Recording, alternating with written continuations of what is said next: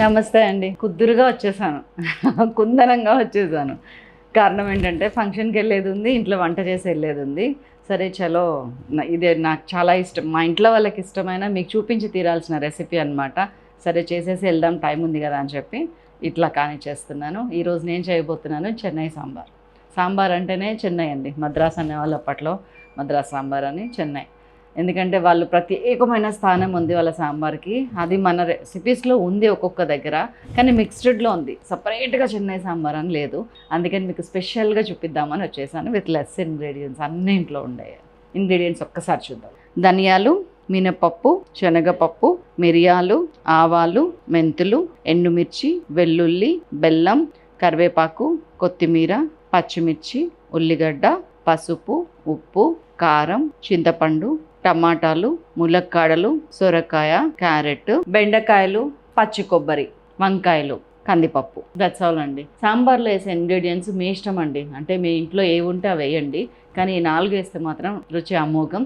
వంకాయలు ఉంటే కూడా వేయటం మర్చిపోకండి. 2-3 వంకాయలన్నా వేయండి, బాగుంటుంది. స్టార్ట్ చేద్దామా? గేమ్ షురు. పట్టుచీర కట్టుకొని దీని మీద పడకుండా చేయటం ఒక ఛాలెంజ్. దీనిలోకి సపరేట్ మసాలా అండి. అది మాత్రం మసాలా మామూలుగా ఉండదు. 2 టీ స్పూన్స్ ధనియాలు, 1 టీ స్పూన్ పచ్చిశనగపప్పు, 1 టీ స్పూన్ మినపప్పు, 1/2 టీ స్పూన్ ఆవాలు, 1/2 టీ స్పూన్ మెంతులు, 1 టీ స్పూన్ జీలకర్ర, 1 టీ స్పూన్ మిరియాలు, ఒక 4-5 ఎండుమిరపకాయలు. ఇవన్నీ లో ఫ్లేమ్ మీద ఫ్రై అవ్వనివ్వండి ఇట్లా మంచిగా. దీంట్లో కొద్దిగా కరివేపాకు వేసుకోండి. పొడిలో కూడా మనం ఏ గిన్నెలో అయితే సాంబార్ పెట్టుకుంటున్నామో అదే గిన్నెలో ఫ్రై చేసి పక్కకు పెట్టేసుకుంటే మనకి సింగిల్ పాట్తోనే అయిపోద్దండి. ఒక 10 ఎల్లిపాయలు ఇక్కడ వేసేస్తున్నాం. స్టవ్ కట్టేస్తున్నాను. ఇదిగోండి పచ్చి కొబ్బరి. వేడి పెంక మీద పచ్చి కొబ్బరి ఇట్లా సన్నగా తరిగేసేయండి. ఇదేంటంటే కొంచెం ఒక 5-6 ఇంచులు, అంటే ఒక కొబ్బరికాయలో 1/10 ఆర్ 1/8 అంతేనండి. పచ్చి కొబ్బరి చాలా ఇంపార్టెంట్ తమిళనాడు సాంబార్లో. ఎండు కొబ్బరి కాదు, పచ్చి కొబ్బరి. ఉత్త పెంక మీద, నో ఆయిల్, నథింగ్. ఆ వేడికి సరిపోతుంది. ఇవన్నీ వాట్ చేంజ్ చేస్తున్నాం. ఇదండి చెన్నై సాంబార్ సీక్రెట్ మసాలా. ఇది యాజ్ ఇట్ ఈస్గా చేస్తే సాంబార్ నెక్స్ట్ లెవెల్ ఉంటుంది. దీన్ని పక్కకు పెట్టుకుంటున్నాం. ఇందులో ఎలాంటి సాంబార్ పొడి ఇంకా మనం విడిగా వేయాల్సిన అవసరం లేదు, అది వేస్తే చాలు. సో నెక్స్ట్ పార్ట్ ఏంటంటే పప్పు ఆల్రెడీ వండేసాను నేను. ఇందులో ఏం వేసానంటే 100 to 120 గ్రామ్స్ కందిపప్పు తీసుకోండి. 2 టమాటాలు, కొంచెం ఒక 1/2 టీ స్పూన్ ఇంగువ వేసి పప్పు ఉడకబెట్టండి. దాన్ని మెత్తగా మెదుపుకోవాల్సిన అవసరం లేదు.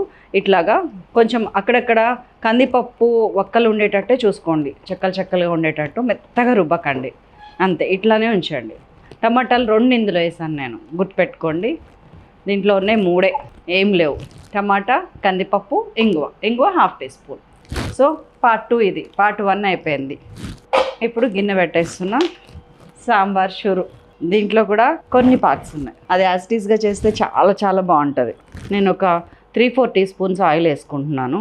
వంకాయలు లేవండి ఇంట్లో, స్కిప్ చేస్తున్నాను. మీరు ఉండే వంకాయ వేయండి కంపల్సరీ. ఏది వేసినా వేయకుండా వంకాయ ఒక్కటైనా వేయండి. ఇదిగోండి ఈరోజు మాత్రం ఇవి వాడుతున్నా. సాంబార్ ఉల్లిగడ్డ మస్ట్ అండి, బాగుంటుంది. లేదంటే కొంచెం ఉల్లిపాయనే పెద్ద పెద్ద ముక్కలు కట్ చేసుకోండి. క్యారెట్, బెండకాయ, 1 టమాటా, ములక్కాయ, సొరకాయ. సిమ్ చేసేస్తున్నాను. ముందు ఉల్లిపాయ వేసేస్తున్నాను. ఉల్లిపాయ ఎప్పుడు చిన్నవి తీసుకొచ్చి ఒలిచి పెట్టేస్తాను, ఇట్లాంటప్పుడు వాడతా. పెద్దగా వేగక్కర్లేదు, లైట్గా వేగితే చాలు. మిగతా అన్నీ కూడా వేసేస్తున్నాను.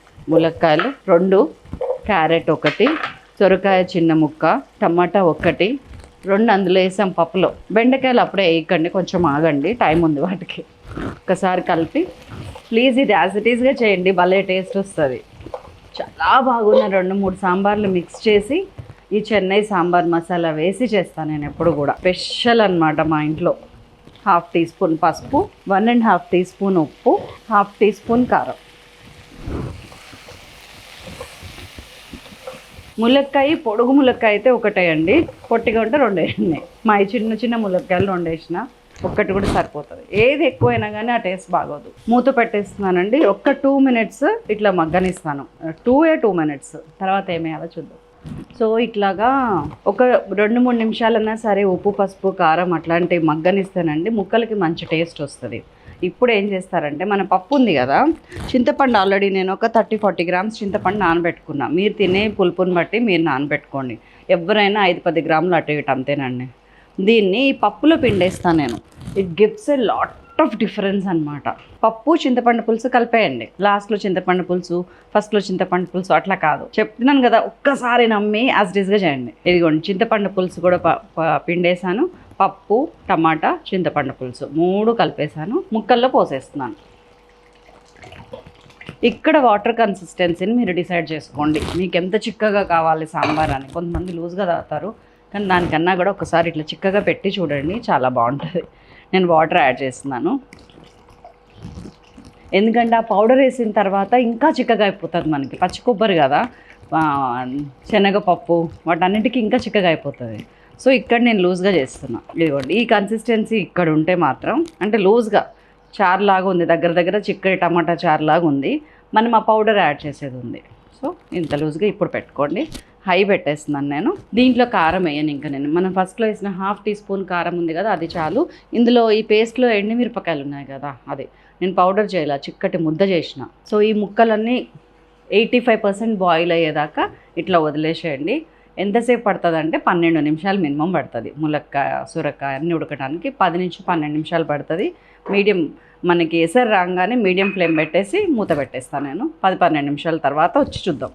సో ఎసరు వచ్చింది, నేను మీడియం ఫ్లేమ్లో పెట్టేస్తున్నాను, వీలైతే సిమ్లో మూత పెట్టేస్తున్నాను. 50% ఉడికినాక, అంటే ఒక 6-7 నిమిషాలు ఆగేమో బెండకాయలు వేసేస్తాను. 80% ఉడికిన తర్వాత మీ దగ్గరకు వస్తాను. చలో ఎంతవరకు ఉడికిందో చూసుకుందాం. బెండకాయలు మధ్యలో వేసానండి, మీకు కనిపించకుండా గప్చుప్ సాంబార్ పొడి. సొరకాయ మొత్తం ఉడికిపోయింది, ములక్కాయ ఉడికింది, ఏం లేదు ఇంక ఉడకాల్సింది. నేను మళ్ళీ కొంచెం మంట పెంచాను, మీడియం ఫ్లేమ్లో పెట్టాను. ఇదిగోండి మనం తయారు చేసుకొచ్చిన పేస్ట్ వేసేస్తాం.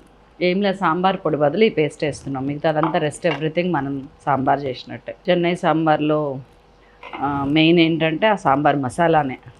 నేను చెప్పాను చిక్కగా అయిపోతుందండి అని, మరి ఇంకొంచెం మసాలాకి ఇంకా చిక్కగా అయిపోతుంది. ఇప్పుడు ఒక్కసారి మనము ఉప్పు ఉందేసాము, 1.5 స్పూన్ ఏమో వేసినాం. ఇంకొక 2.5 టీ స్పూన్స్ చింతపండు, గింజపండు అన్నీ ఉన్నాయి ఇందులో. ఒక్కసారి ఉప్పు చూస్తానండి.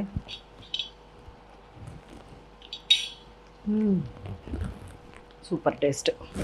చిక్కదనాన్ని బట్టి నీళ్ళు ఏమైనా యాడ్ చేసుకోవాలంటే this is the final time. పేస్ట్తో పాటు యాడ్ చేయండి, లేకపోతే వద్దు. చాలు, కొంచెమే.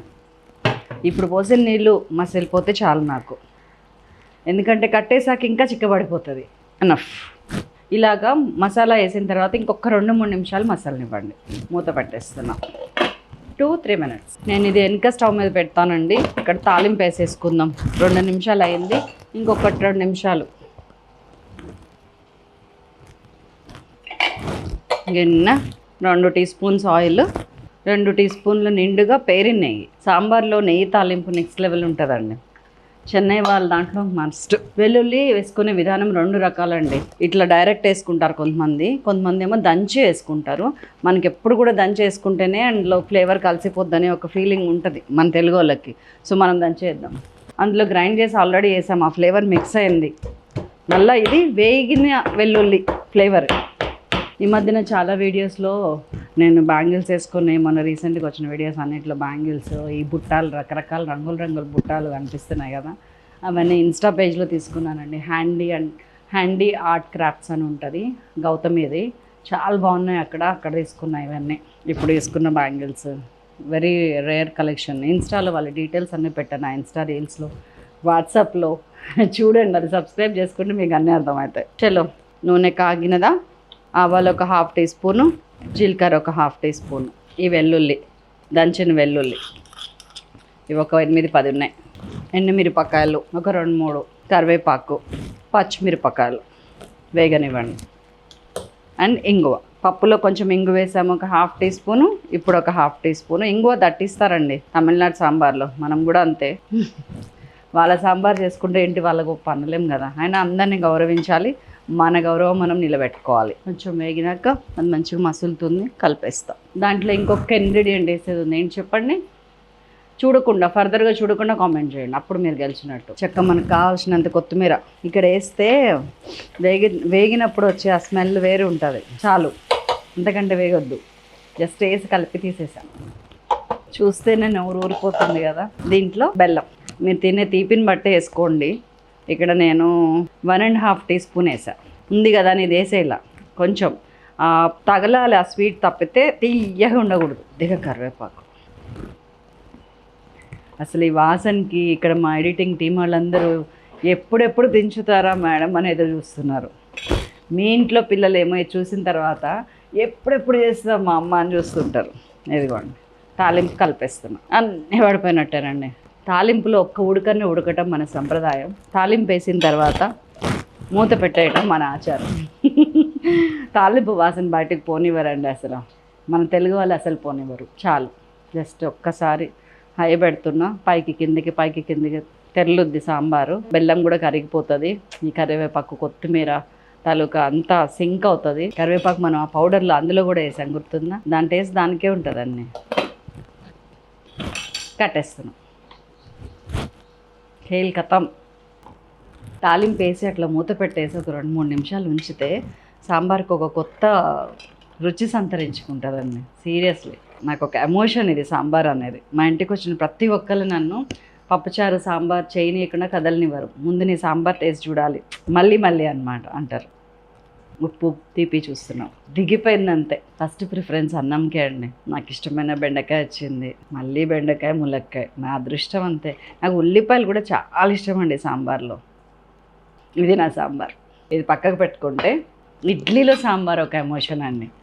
సీరియస్గా మంచిగా. దీనిలోకి ఏ వెజిటబుల్స్ వద్దు నాకు. సరే వేసుకుందాం, బాధపడతాయి వెజిటబుల్స్. That's all.